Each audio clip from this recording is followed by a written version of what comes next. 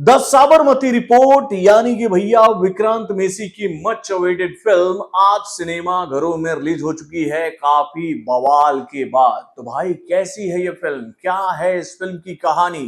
क्या इस फिल्म को देखने के बाद मैं ये बातें आपसे कह सकता हूं अपनी जुबानी कि भैया इस फिल्म के ऊपर जो आरोप लग रहे थे, इस फिल्म को लेकर जो बातें कही जा रही थी, क्या ये बातें सही है? जो आरोप लग रहे थे, जो सवाल खड़े किए जा रहे थे, क्या वो सवाल सही है? क्योंकि भैया जब इस फिल्म की घोषणा की गई थी तो भाई इस फिल्म का नाम सुनते ही लोगों के दिमाग में खनाक से एक सवाल उठा था, भैया कहीं ये फिल्म एक प्रोपोगेंडा मूवी तो नहीं है? कहीं इस फिल्म के माध्यम से अभी के वर्तमान सरकार को टारगेट करने की कोशिश तो नहीं की जा रही है बॉलीवुड के मेकरों के द्वारा? या फिर इस फिल्म के माध्यम से भैया अभी के वर्तमान सरकार को सपोर्ट पहुंचाने की कोशिश तो नहीं की जा रही है? ऐसे कई सारे सवाल इस फिल्म के नाम के साथ ही हम लोगों के सामने आ गए थे और इन सभी सवालों का जवाब आज साबरमती रिपोर्ट सिनेमा घरों में लेकर आ चुकी है। तो भाई चलिए देरी नहीं करते और इन सभी सवालों का जवाब आपके सामने रखते हैं इस फिल्म के रिएक्शन के माध्यम से। हेलो फ्रेंड्स, मैं हूं नरेंद्र और मैं आपका एक बार फिर से स्वागत करता हूं हमारे चैनल यानी कि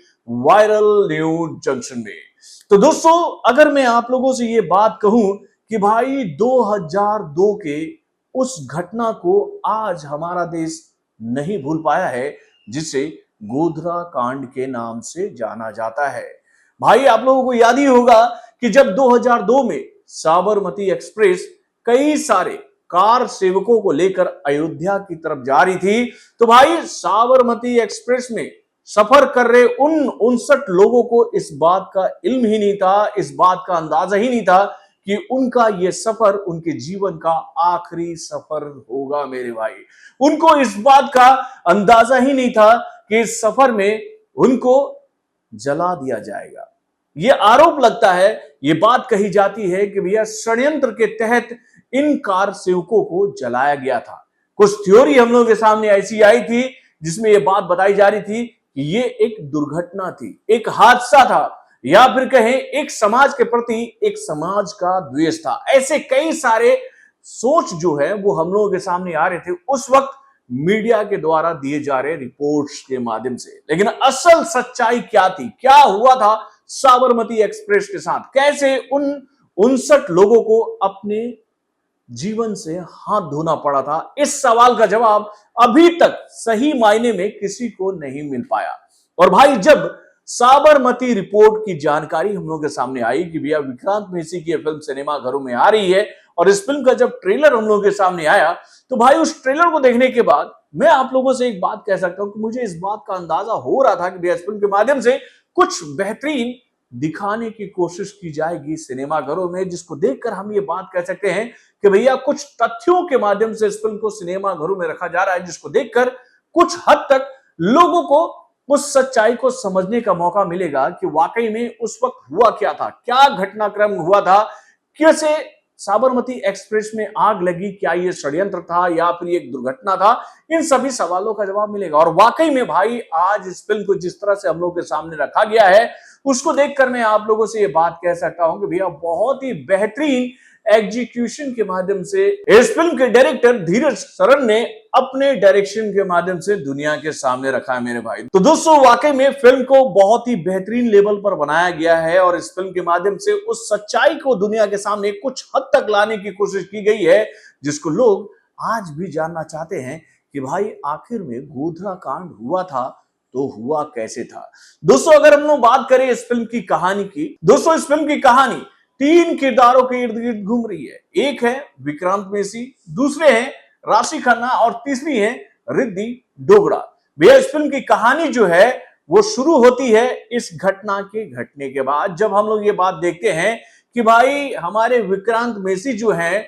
वो इस फिल्म में एक लोकल पत्रकार के तौर पर काम करते नजर आ रहे हैं, जिनके किरदार का नाम है समर कुमार, जो कि भैया अपनी पत्रकारिता के माध्यम से इस घटनाक्रम की सच्चाई को दुनिया के सामने ठीक वैसे ही लेकर आना चाहते थे जो कि भैया उनको जानकारियां मिल रही थी। लेकिन भाई उनका मुकाबला इस घटनाक्रम में किस रिपोर्टर से होता है? तो भाई मनिका राज पुरोहित से, जो कि भाई एक इंग्लिश मीडियम की पत्रकार हैं और भाई जिनका किरदार निभा रही है रिद्धि डोगरा, वो अपने इंग्लिश मीडियम वाले पत्रकारिता के माध्यम से भाई इस हिंदी पत्रकार को दबाते हुए ये बात बताने की कोशिश कर रही थी कि भाई जो तुम सच बता रहे हो वो झूठ है और जो